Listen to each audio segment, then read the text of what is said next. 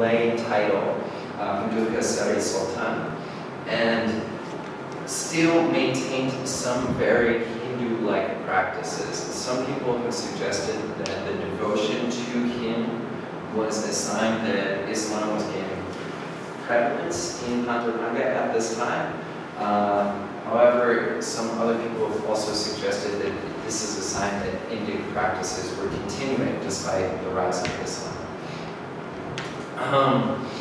At the end of the reign of Hosao, we see an incursion into Pancharanga by the Vietnamese, specifically as they attempt to annex the port of Phan Rang, so Phan Rang today in Vietnam, and this leads to one of the major migrations of the Cham community into Cambodia. During this time, there's also a group of Malays, Unko Umar, and from Jambal, and Admiral Haji Omar, who arrived into Pancharanga at the late 17th century, and what they're specifically doing is they're remembered for A, teaching Jawi or Arabic, and then B, maintaining relations between the Cham and the Malay population. So then, by the 18th century, this is Pancharanga again, but if you imagine Cambodia sort of extends over here, Kham Cham would be right about here, right? So Bang Kam. During this time, during the 18th century, there's a revolt in Vietnam, the Thai Son Rebellion, that splits Vietnam into two, basically. So you have the Thai Son family and the Nguyen family, which are both claiming to be the rightful inheritors of the Lei dynasty throne in the north, have a war with each other. And then the Cham population in Pancharanga basically sees this as an opportunity to try to pick sides. So we'll see different princes during this point in time in the 18th century aligning themselves with different armies, be they the Thai Son or the Nguyen. At the same time, there is a Malay Tuan from Kelantan who travels through Cambodia and is supposed to have raised an army through Cambodia and then arrived into Pancharanga and then led a revolt against the Vietnamese Nguyen dynasty, by the Nguyen lords, excuse me, not even a dynasty, by the Cham. In Khmer history, we also have the figure of Tuan Set Smith, who is a Malay who is supposed to have risen a revolt from Bang Kam against the Vietnamese. So one of my open questions for historical research is, are these two figures the same figure? Recorded from different sides of the border by a population that has been split over the course of history, or are they two different figures? I think it's totally possible that they're two different figures. I think it's also totally possible that they're the exact same figure that are just being remembered by two different populations. The first is recorded in Cham manuscripts amongst the Cham population in Vietnam. The second is predominantly recorded in oral history in Cambodia. Both have been recorded by scholars in Vietnamese, in Khmer, in French, and in English. But they've never really been considered side by side, and these two narratives have never really been compared. The more I start to think about it, the more I think they might be actually the same figure, right? Same figure, two different names. This is something that we would have, we would suspect as being very popular for Southeast Asian history. This figure, Tuan Set Smith, nevertheless, and it becomes important because he has a whole lineage that continues into Baltimore. Now, Arya Tuan Pao becomes important for historical memory amongst the Phan Rang Cham population, specifically because he's Malay, but he's supposed to be of the lineage of Borderlands. So he's supposed to be a figure who bridges the gap between being Malay and being Cham, right? So these, I think a closer examination of these figures would be something that would be a very interesting project. Moving forward, in the 19th century, was a pretty major crisis for the Cham population. And the crisis basically happens because you have, this is something that could be said to compare to the circumstance of Cambodia. You have an expansion of the Thai state and an expansion of the Vietnamese state, which happens really, really rapidly, both in the early 19th century, and the Cham population are basically caught in between. And they're employed by both the Vietnamese and the Thais as armies, as militaries, patrolling borders, and basically the minority population is caught in between this big contest. In Cambodia, you see Cham Muslim rebellions from the grandson of Tuan Sedasme. And then you also see this figure that appears, Tuan Guru Haji Hassan of Patani, who is supposed to have died somewhere in the region of Kampot in the early 19th century. And the reason that he went to Kampot in the first place was because Patani had been attacked by the Thai state, by the expansion of the Thai state. So the collapse of Patani was forcing Malay populations into Cambodia, into this sort of middle ground region between the Thais and the Vietnamese. And these populations, this population will become particularly important for the history of Chams and Malays in Cambodia, because this may have been the earliest introduction of the teachings of Shaikh Daud Fatani, who is a very, very important Muslim scholar in Southeast Asia, particularly in Thailand. In Thailand, at this point in time, you have two rebellions that take place outside of Bangkok. And this is basically because the Cham population is being reincorporated into various administrative divisions and army divisions in Thailand. Then in Vietnam, you have two rebellions, one by Khatib Sumat, which is explicitly an Islamic rebellion, and then another one by Khatib Jatakwa, which is explicitly not a religious rebellion. It seems like Khatib Sumat trying to raise a religious rebellion in favor of using religion as a tool to bring minority populations like the Chams and Malays and anybody who might be affiliated with them against the Vietnamese. The Nguyen dynasty then crushed this rebellion, and Jatakwa seems to have said, well, that didn't work, so, and then tried something different, but that didn't work either. So his rebellion was also crushed, and this date is really important because basically by 1835 you have the solidification of the Nguyen dynasty in a way that you haven't seen before. You have the foundation of the Nguyen dynasty in 1802 under Zhabong, but by Minh Bang's era in 1835 there were a whole series of rebellions throughout northern and southern Vietnam and Cham areas. And when these rebellions were all put down by 1834 and 1835, this basically secured the Nguyen state for the next 30 years until the French came. So this was, or the next 20 years. This was a really, really important point also because this becomes the point where Bahani populations living in Vietnam are basically cut off from those living in Cambodia. Very, very distinctly.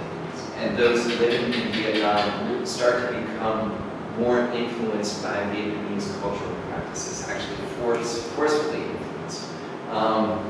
So that's something that would be left open as a question. It's also during this period that Imam San, who was a figure in Cambodia, forms a relationship with the king Angnu and solidifies the position of the Bani minority in Cambodia under the figure of the Oknya Kedong. So that being one particular point where we might start to see divergence between two Bani communities in Southeast Asia.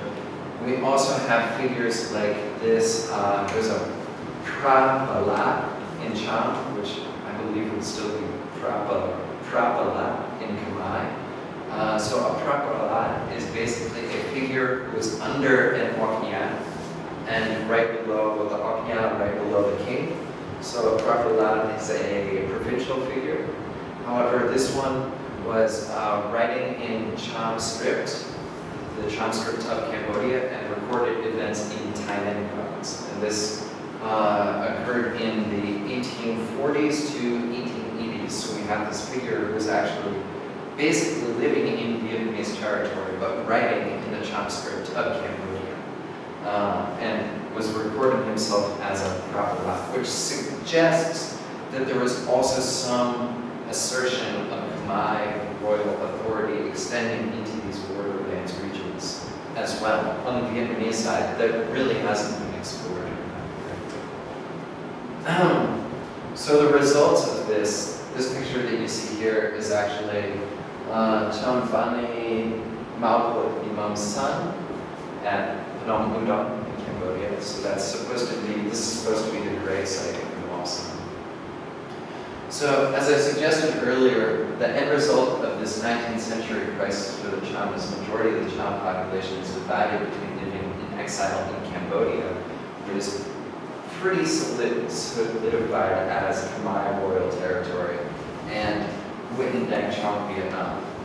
The emergence of the Khmer Mom San community during the reign can be traced to this period. The emergence of the Orkneyat Kingdom figure can be traced to this period, and the emergence of certain practices of the Cham Bani in Cambodia can be traced to that period as well. So it's at this point where we now have a Hindu-like Cham population still living in Vietnam, a Bani-like Cham population still living in Vietnam, a Bani-like Cham population living in Cambodia, and also Malay and Cham Muslims, Sunni Muslims living in Cambodia as well, that the French start to arrive and start to conduct major research on the Cham community. I'm just going to move quickly through this because I'm working on this article, potential article or chapter right now. But basically, there are a few figures who are really, really important for this history. One is Etienne Ammonier, another is Antoine Caboton, and another is Paul Muse. Every single one of those figures, if you go back and read through their materials, they had local research partners who were members of the Cham community who wrote substantially in the Cham script. So Ammonier, in particular, appears to have had a research partner named Hop Ai at certain periods who wrote a big, long manuscript about his travels up and down the Vietnamese coast. Hop Ai is roughly the equivalent of perhaps a comparable case would be Sun Hien in Khmer history. So a figure who worked with Etienne Ammonier, compiled research with him, and also wrote his own poetry and travel logs and things like this, although I never went to Paris like some people did. Etienne Ammonier is also one of my personal favorite historical figures because he actually, specifically, I'm starting to put this together now, I think he specifically advocates for the revival of the Cham state. He says because it would be a buffer state between the Khmers and the Vietnamese, but I think it was something that his wife actually wanted. That's just a personal suspicion of mine. So he had this figure who was a Cham wife who was not mentioned in written sources ever. Her name is never given, but you can trace down that he had various sons with this lady who was his wife, and she apparently raised these kids, and one of those kids was Bo Tuan. who was the major research partner of Paul Muse. When Paul Muse was doing his research on the Cham population in Vietnam, Bo Tuan, who was Ammonia's son, was Paul Muse's research partner. And Bo Tuan was also one of the first individuals to start gathering Cham manuscripts together and creating a library of them. This was the 1930s, 1940s. So we have these sort of intriguing elements about colonial history and personal relationships that I think would make very interesting points to look into further. And the reason that they do this is they sort of break down the discourse of, well, the Cham were loyal to the French because the French kept down the Vietnamese, or something simple. It's very, very simplistic like that, which is something that I've encountered both in French, American, and Vietnamese scholarship. So when I look at this history, what I'm advocating is something that's a little bit more personalistic, I guess you could say, in terms of looking at the relationships that developed over that point in time. Boom. Then, by the time you move into the 1920s and the 1930s, this is really when Bo Tuan is starting to pick up his major research. We start to see another narrative that is very, very important for the Cham community, I think, in both Cambodia and Vietnam.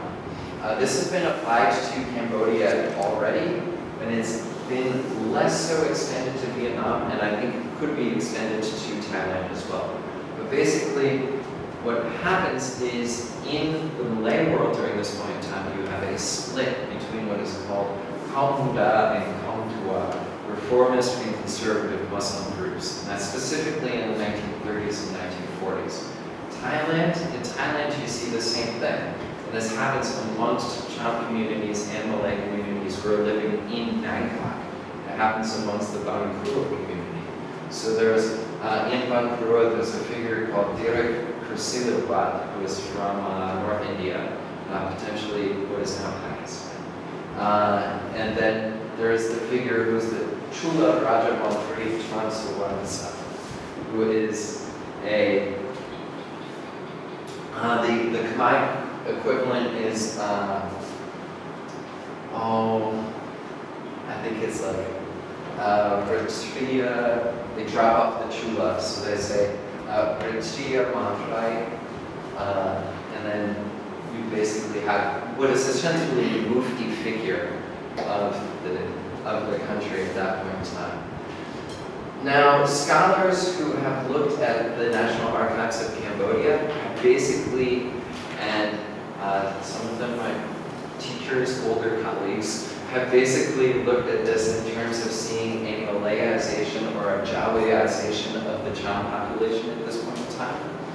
Now, this is something that we see in colonial sources and potentially in Khmer sources. So there's basically almost always two village groups, and they have debates with each other, and there's an old group and a new group.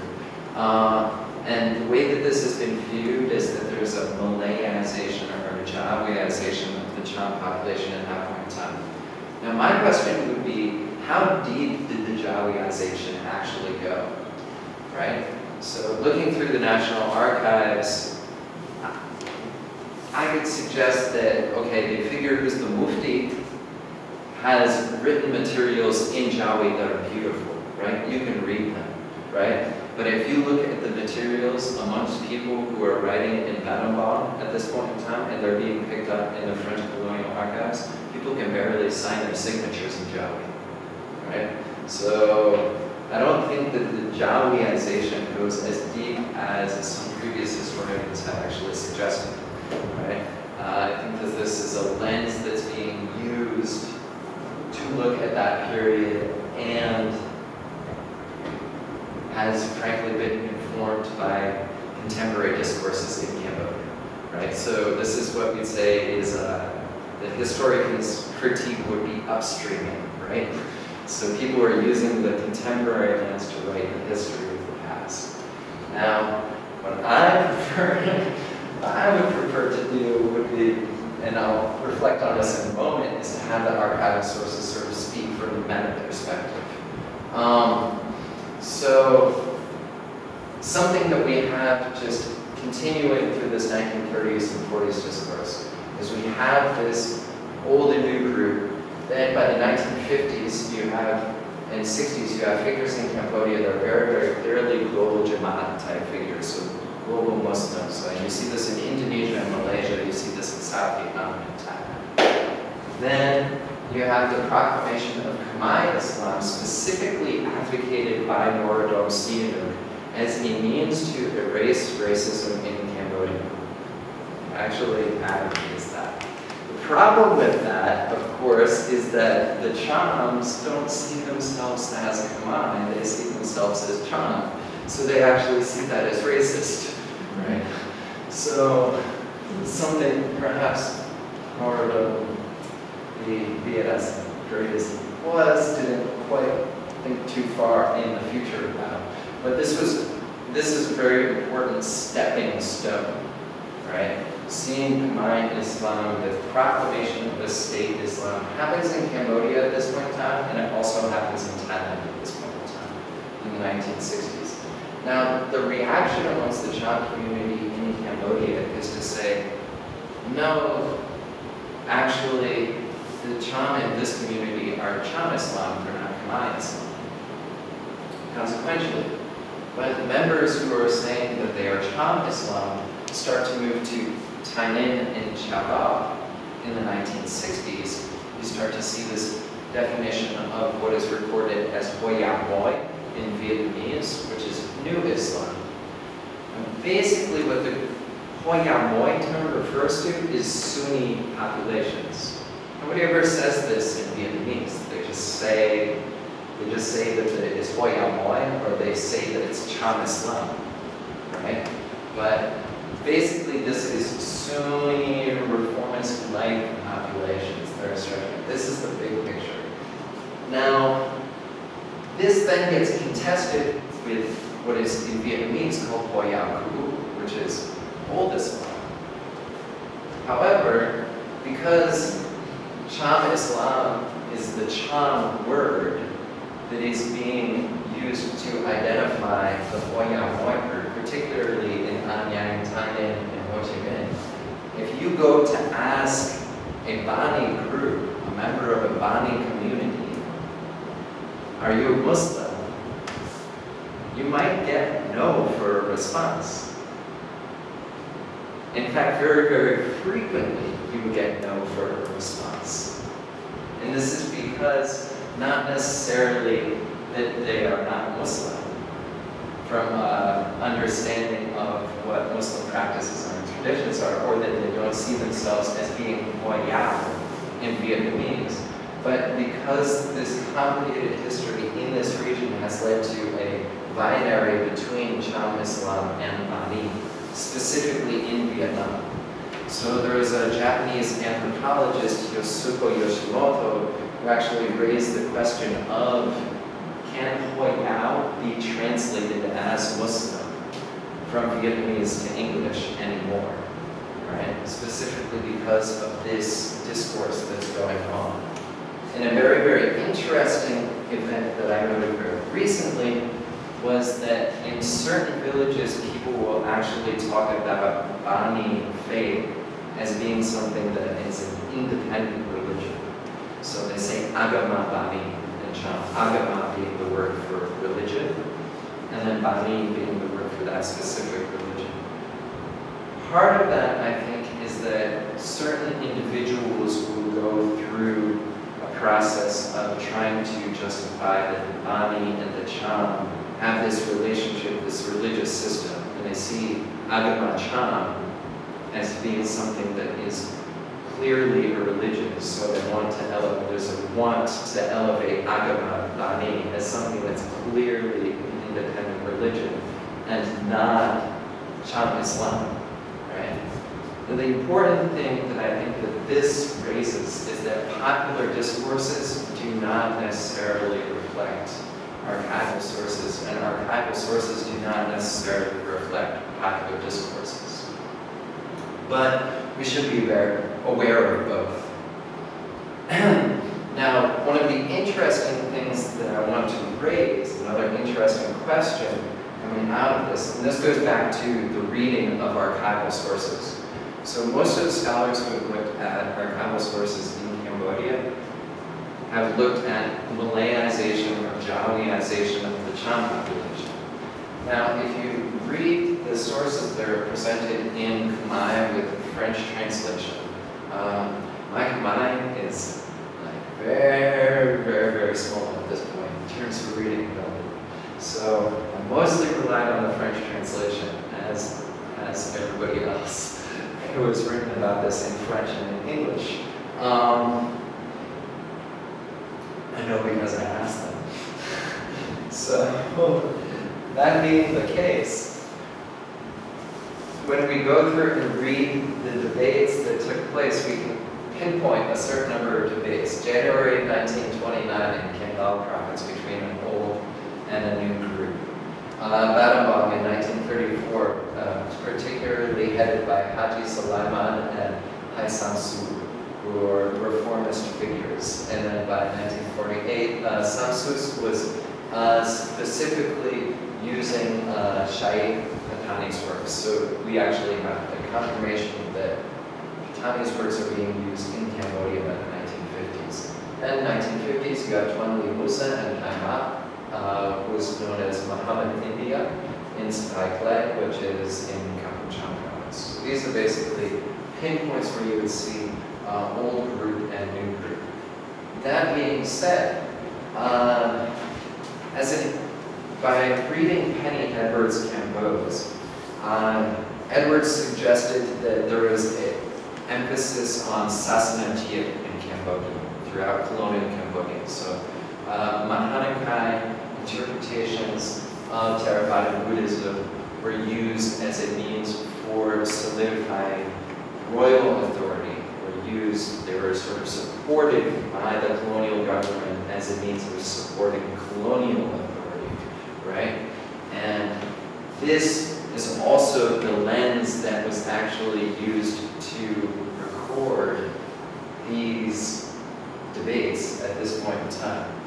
Now, everybody else who's written about the National Archives has neglected to mention this layer.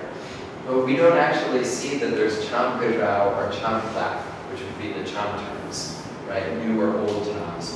Or Kamdua or Kamda, which would be the Malay terms. Rather, what we see in the colonial archives are Tamayat Muslims, right? And they're recorded as being Tamayat because they came through Bangkok first, right? But they're also recorded as being Tamayat because that's the metaphor, right? Reformist metaphor. So there's the Tamayat Muslims who are coming from Bangkok in Malaysia, and anybody who is recorded as having prominence or any kind of authority is noted to have journeyed to Jetavana, not to Mecca, but to Jetavana, which is the site that Buddha gave his teachings, most of his teachings from, right? And then also they're cited not for their knowledge of Sharia or Hadith, but for their knowledge of Buddhist Muslim precepts, or even the Muslim Vidya, right? Well, practitioners are recorded as gathering at Wat or Vihia. So they're not as recorded as gathering at mosques. Now, occasionally the file will say mosque on the top, and it will say file pertaining to Mosque A, the founding of Mosque A, founding of Mosque in Gyeongsang. And then we go through the file, and the translation will read from the Khmer, and it'll say Vat, or it will say Vihia. So these terms were being employed at high-level discourse, and specifically to the Muslim population in Cambodia at the point in time. Now, whether this had an impact on any practice in Cambodia, I would be suspicious of. I don't think it seems to have had a major impact. There seems to have been a relatively little Buddhicization that happened in Cambodia. This can be contrasted with Vietnam. Specifically in Vietnam, The Bani practices of priests shaving the head, on priest garb, having a swastika, Mahayana, Buddha symbol for life on the top of their hats, having leaf from the Bodhi tree on their priestly garb, the tone of prayers that is used specifically even to invoke passages from the Quran, as well as the offerings of food that are brought into mosque space, blessed by priests, and then brought out and shared with the community, are all seen as Buddhist-like practices that were incorporated into the Bani community in Vietnam. So the open question is, were these Buddhist practices that were prevalent amongst the Cham before they converted to Islam or became influenced by Islam? Or were they practices that were picked up in the 19th century or later?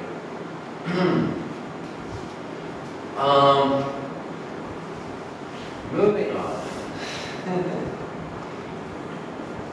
This open question has become important. I'm going to skip this slide. In terms of continuing directions for future research. So some of my own questions are, how has the history of the Cham shaped perceptions of the community in Southeast Asia? So not just amongst the Cham community, but also amongst Vietnamese, foreigners, scholars, Khmers, Thais, etc. How has the historical condition of Cham communities as borderlands people led to certain contemporary circumstances that we see in Cambodia and Vietnam and Southeast Asia? How does the case of the Cham reflect upon the nature of borderlands in Southeast Asia, the history of borderlands in Southeast Asia? And why will the Cham continue to be an important case study for understanding this region? Now, I've thought about this a bit, and I've also thought about some new directions for further research, specifically comparative studies amongst the Cham, Bani in Cambodia and Vietnam. Also, potential comparative studies between the Cham in Vietnam and Balinese Hindu. This has been suggested by a number of scholars. It's been recently undertaken by a Cham scholar in Vietnam named Sakaya Chimbanmon. And also the Kaharingan practitioners of the Dayak population of Borneo. This is a new sort of direction that people haven't specifically mentioned in Cham studies, but it's a potential further direction. And then also, I'd like to conclude that this sort of narrative seems to suggest that the diversity of religious practices across Cham communities seems to have been compiled by scholars into these very simple categories, these very simple binaries. This has been done through popular practice, and this has been picked up from field study sites and also in archival sources. It's very, very useful, right? Specifically because if we think about popular constructions of Cham culture, you have this Bani, what's called an Akhar binary in Vietnam, so Hindu and Islamic binary in Vietnam. Now, moving across borderlands, does that still remain applicable? Do we need to break down binaries? Do we need to think about ways to apply them? That's an open question as well. So I started doing research on the comparative Bani communities in both sites. So in Cambodia and in Vietnam, we've got roughly two populations of Bani groups. Both are about 50,000 people. There's 36 villages in Cambodia, mostly in Cham, and Ban Bang provinces. The overwhelming majority of the research in the Cham in Cambodia has been in Cham province. And the reason for this is because Cham seems to have the most balance between different groups, different sects of the Cham population in Cambodia. So Cambodia has a relatively good cross-sampling of Bani populations, relatively conservative Salafi-influenced populations, Sunni traditionalists, as well as members of Tablighi Jamaat, sort of reformists, are also traditionalists. In Vietnam, the Bani are basically confined to Ninh Thuan and Binh Thuan provinces, although there's a relatively large urban population that has emerged over the course of the past 10 years. The picture that you see here is the reading of the Sambada manuscript, which is probably one of the most important manuscripts that I haven't been able to study yet, because I only know of one copy, and I was scared to ask Kati for it. He was really, really busy. So at some point I'll ask for a copy of that manuscript. But what that manuscript is it's the history of the Bani community in Cambodia. It's their own history of their king's list. So if you took this manuscript and compared it to a manuscript in Vietnam, you have a pretty good idea about when the two communities started to diverge. That being said, there are also some ritual connections that you can see being very, very popular. The burning of galao specifically, or aloes wood, in rituals, specifically ancestral worship rituals. This burning of galao is something that is considered to be specifically a Cham practice in both Cambodia and Vietnam. There's also a Mahmun ancestral worship ceremony in Cambodia that happens approximately in November, which seems to parallel several Bani ceremonies or Bani-influenced ceremonies in Vietnam. So if somebody was going to do comparative work between the two,